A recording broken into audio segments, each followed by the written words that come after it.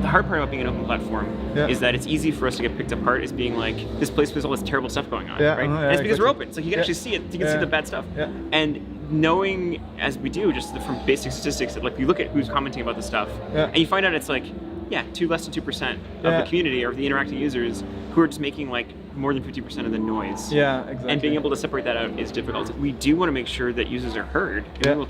But to some extent, a lot of the complaints do boil down to, I don't like it because it's new.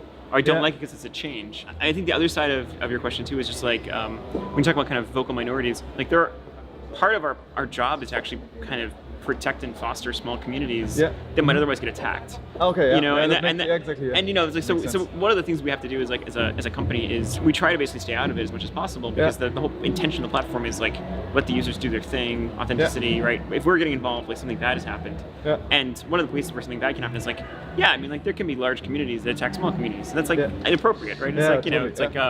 And how do you manage to protect that? Because that's a totally different topic now. This is about ethics, but it's difficult. I mean, if anything, we provide, you know, we try to provide tools for moderators to know when things are going weird in their communities. For the most part, it's on us to kind of like look at large-scale voting patterns and try to detect like this looks a little weird, like just kind of like that kind of thing. But it's harrowing for us because like we don't want to necessarily have to intervene in the like natural. You know, it's almost like a, you know, I don't know if you watch Star Trek, like the Prime Directive, right? So yes, it's like, exactly. It's like, we don't want to interfere with the natural evolution of this society. However, it looks like they just got invaded by the Klingons, right? Like, you know, so we should probably help them out a little bit, or at least like, you know, so this. I mean, for the most part, though, I think the very fact the platform's been around for 13 years now leads me to conclude that, hey, we've got something working, right? So there's some stability there, and making sure that we can improve it and not wreck the stability at the same time is kind of great. Chris, thank you so much for your talk before. It was really great. My community consists of a lot of investors, but also entrepreneurs and aspiring entrepreneurs, specifically students. Maybe you can give us, let's say, some advice when you think back of the early days of Reddit and how you like started it.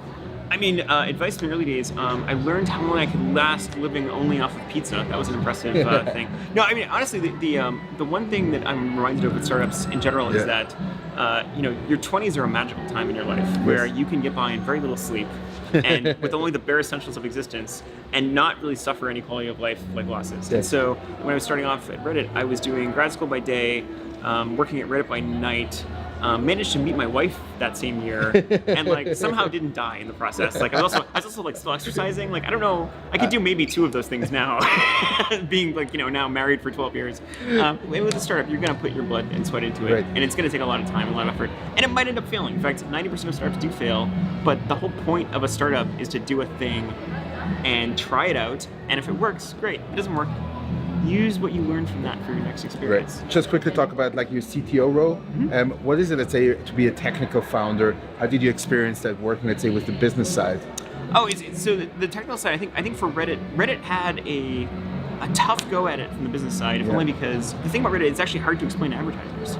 And so we've spent a lot of effort, especially in the last couple of years, of trying to basically evangelize Reddit and show that it's actually a worthwhile platform. Yes. The main push that we aim for is that, you know, Reddit is a platform where an advertiser can genuinely interact with their fan base or their anti-fan base and have a conversation with it.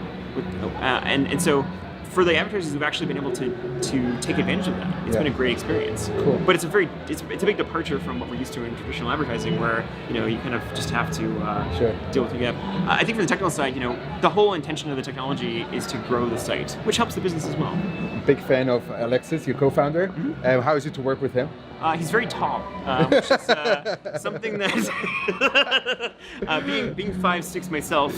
He's closer to he's close to 2 meters. So he's definitely.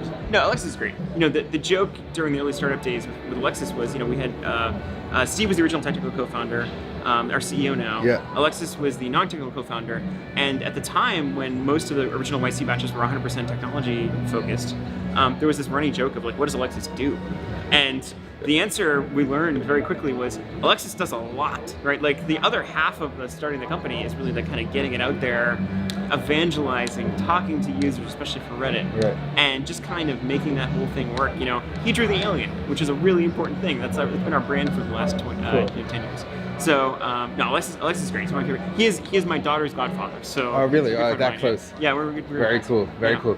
So thank you so much for taking these few minutes to talk to me. Yeah, you bet. And have a safe trip back, I guess. Thanks. Yeah, good to be here.